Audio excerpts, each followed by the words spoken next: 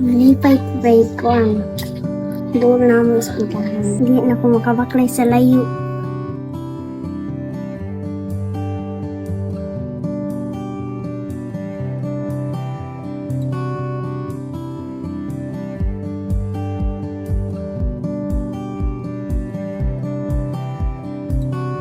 Ako dahil si Juscor Trinity Hagunaw, nga lumunupyo din sa Butay. Ako anak ko sa kabuok, 2 years old. Kung ano ko katuig din nagpuyo. Kung ano, gikan pa sa mga kabata, antod karon 45 years na. O sa ako lang, dako gid akong kalipay. Kay sa Pirmiro, daghan may natabangan diri ang ulay trabaho nga dini galisod ba mi dini kay kasagaran dini ang trabaho sa akong mga kauban, retail, magtanom sa kunsa.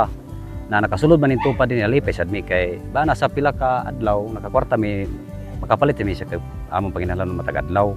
Mo ginahong dako sa kalipay nga daghan sa natabangan ba di nga taga dinhi. Kay kasagara ba dinhi ang uban tungod sa kalisod maglugaw na lang usay wala gyud pa ni hapon. Dilisod gid dinhi. Dako gyud akong kalipay kay una baya mga eskwela mi dito ra sa Balungkot layo kayo uban dan sulihon baklay. Alas 2 sa hapon ipauli na mi sa among mga maestra.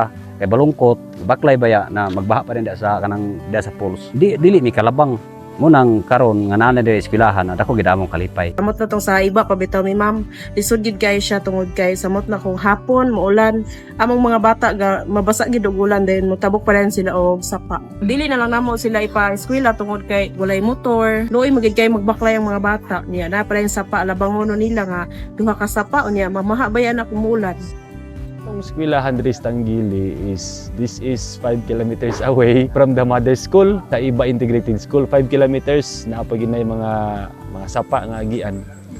So muna siya back and forth lang daan sa mga bata. Kinder to grade 6 is 10 kilometers kay 5 kilometers one way. Then kung mag-ulan, isa po na siya ka problema kay siyempre mabasay lang gamit. Na pag mga sapa, naisapa nga dako nga sapa, kung magbaha, di gid sila katabok. So ila pang hulaton nga muhupa ang baha,aya sila makatabok. Pauli na sila, nearly 3 PM. So kung pila ka oras aya muhupa ang suba, aya pagid sila makauli sa ilahang pinuy-anan. Sa Iba Integrated School, sa mother school niya, naatay 334 ka mga learners. Then there is sa Tanggili na atay 49 ka mga learners. Multi-grade na siya from K to 6. Gitungan na siya sa Kinder 1 and 2, isa na siya ka classroom, and 3 and 4 isa pod, and 5 and 6. So natay tulo ka teachers diri sa Tanggili Extension. Dako gid kay siya kuan ma'am sa akong anak bitaw sa pag-grow tungod kay pa dinhi sa bag-o sa eskwelahan pero kana bitaw nakita na ako nga akong anak lagi siya kauswagan nakabasa siya o inana gid siya. Ako gid kay mong pasalamat gid nga usa gid mi nga nakuanan bitaw dinhi eskwelahan sa Tanggili tungod kay dako gid kayo kuan ma'am kalahian gyud.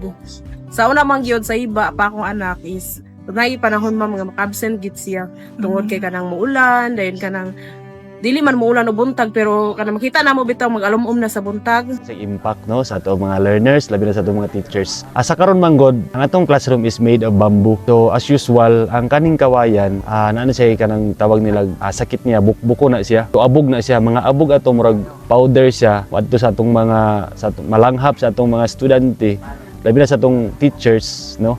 May mga bata na to na asthma mo na magsakit-sakit sila. Pero pinaagi sa tupad, gitagaan ta nila og grantis nga 20 ka buok. Salamat ta sa tupad no. Dole ngun kinatagaan ta. Nahimo ta og isa gihapon ka building pero tulo ka classroom pero dagko na siya.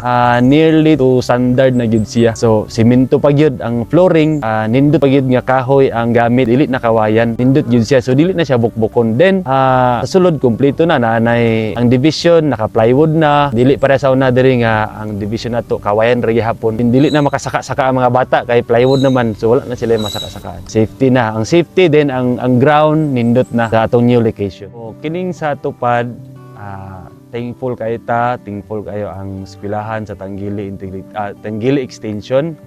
No, tungod kay natagaan ta o grantis from Dole, pinaagi sa tupad. Unsa may kuan ani impact. First, isa katong mga parents, kay mga parents na to sa mga bata, ang atong gitagaan o tupad no. So 20 sila ka book.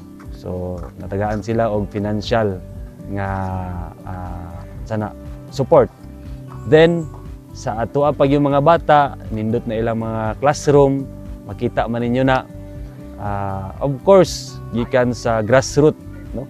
Gikan sa elementary days nila, nindot man gyud kung makita po sa mga bata nga naagi suporta from other agencies, other government agencies. Then sa atong mga teachers po, nindot na po ang ilahang kahimtang, labi na silang pagtudlo, dili na sila masalibuhan dito sa taas, kay nindot ng pagkabuhat sa building. Ang ilahang pagsulod sa klase, di na kay sila magsig-absent. So, as school head of this school, Tanggili Extension, dako kayo among pagpasalamat, no, sa dole sa paghatag namo og tupad grantees aron makatabang maginikanan, makatabang sa mga bata ug makatabang sa mga teachers. Thank you so much, Dole. Ako sa nagpasalamat sa ko nga giabot diri ang taga Dole tupad sa panggobyerno dinhi kay dako gikitabang diri sa amo nga nakatabang sila sa amo, nakatabang pud mi sa mga sa kabataan. Dako kay mong pasalamat sa Dole Cagayan tungod kay sila gyud ang nahimong instrumento nga mahuman ang among eskwelahan dinhi, ma'am. Salamat gid kaayo. Salamat kay sa Dole kay naa na may bago nga